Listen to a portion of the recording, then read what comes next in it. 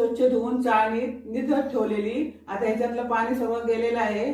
आता हे स्वच्छ धुतलेल्या कपड्यावर आपल्याला वाळत घालायचे आहे. तुम्ही रूम टेम्परेचरवर घरात ठेवू शकता किंवा पंख्याखाली वाळवली तरी चालेल. अशी आपल्याला ही पसरून टाकायची आहे.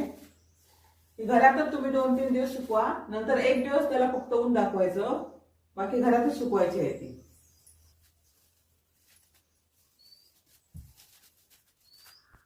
ह्याची फक्त पानं घ्यायची आहेत. आम्ही थोडे दांडाले घेतले कारण ते पण सुकून कुरकुरीत होतात.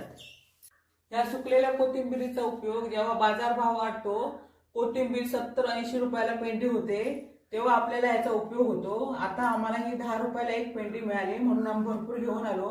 ही सुकवली की वर्षभर टिकणार, फक्त हवा बंद डब्यात भरून ठेवायला पाहिजे. मग आपल्याला महाग होणार ना, तेव्हा आपल्याला ही कोथिंबीर वापरता येणार. तसंच पावसात पण आपल्याला ओली कोथिंबीर मिळते, भिजलेली असते, त्याच्यात किटाणू असतात. मग ती आपल्याला वापरायला कंटाळा येतो, पण तेव्हा पण आपल्याला ह्या सुकवलेल्या कोथिंबीरीचा उपयोग होणार आहे.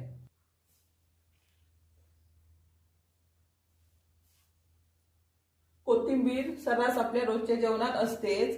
याच्या आपण कोथिंबीर वडी करतो. तसंच किडनीच्या काही समस्या असतील तर ह्याचा काढा करून पिला तर ते अत्यंत गुणकारी म्हणून आपल्याला उपयोग होतो त्याचा.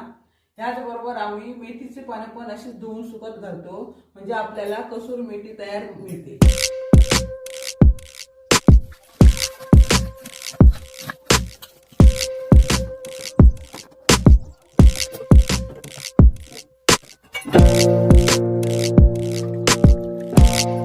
हे घ्या हो म्हातारीनो, कोथिंबीरचा पाणी केलं उकळून.